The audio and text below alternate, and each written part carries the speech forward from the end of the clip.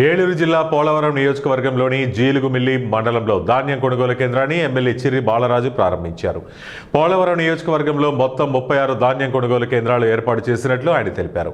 కొయ్యలగూడెంలో 12, జీలుగుమిల్లిలో 5, బుట్టాయిగూడెంలో 4, పోలవరంలో 6, టీ నరసాపురంలో 5, వేలేరుపాడులో 2, కుక్కనూరు మండలంలో 4 కేంద్రాలు ఏర్పాటు చేసినట్లు వివరించారు. మొత్తం 23,000 ఎకరాల్లో వరి పంట సాగు జరగగా 7,30,000 మెట్రిక్ టన్నుల దిగుబడి వచ్చే అవకాశం ఉందన్నారు. రైతులకు 18 లక్షల సంచులు అందుబాటులో ఉంచినట్లు తెలిపారు. 1 క్వింటాల్కు 75 కిలోల బరువుతో 1791 మద్దతు ధర అందజేస్తామని చెప్పారు. 3 నుంచి 4 గంటల్లోనే రైతుల ఖాతాల్లో నేరుగా చెల్లింపులు జమ అవుతాయని పేర్కొన్నారు. తుఫాన్లో నష్టపోయిన రైతులకు సహాయం అందిస్తున్న ఏకైక ప్రభుత్వం కూటమి ప్రభుత్వమని, నాదెండ్ల మనోహర్ సారథ్యంలో రైతుల అభ్యున్నతికి కృషి కొనసాగిస్తోందని తెలిపారు.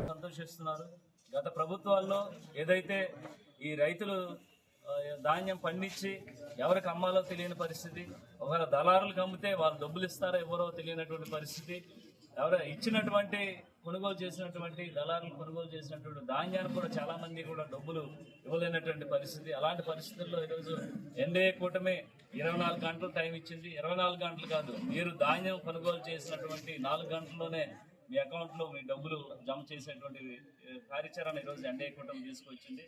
ప్రత్యేకించి ఈరోజు గత ప్రభుత్వాల వైఫల్యాల వల్ల, గత ప్రభుత్వాల నిర్లక్ష్యం వల్ల రైతులందరూ కూడా అనేక ఇబ్బందులు పడ్డారు. వారు పండించినటువంటి పంటకు సరైన గిట్టుబాటు ధర లేక, అలాగే వారికి పైపులు కానీ డ్రిప్స్ కానీ ఇలాగ సబ్సిడీ రూపంలో ఇవ్వకోకుండా వారు నడుము విరిచేసినటువంటి పరిస్థితి.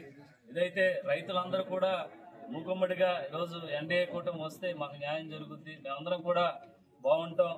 అలాగే ఈరోజు ముఖ్యంగా దేశానికి కానీ రాష్ట్రానికి కానీ రైతే రాజు, రైతే ఆ దేశానికి వెన్నెముక అనేటువంటి మాటలతోటే మిగిలిపోయేటువంటి రైతులు ఈరోజు ఖచ్చితంగా చాలా సంతోషిస్తున్నారు. ఇలాగా పండించినటువంటి పంటకి సరైన గిట్టుబాటు ధర ఇచ్చేటువంటి ప్రభుత్వం మన ప్రభుత్వం.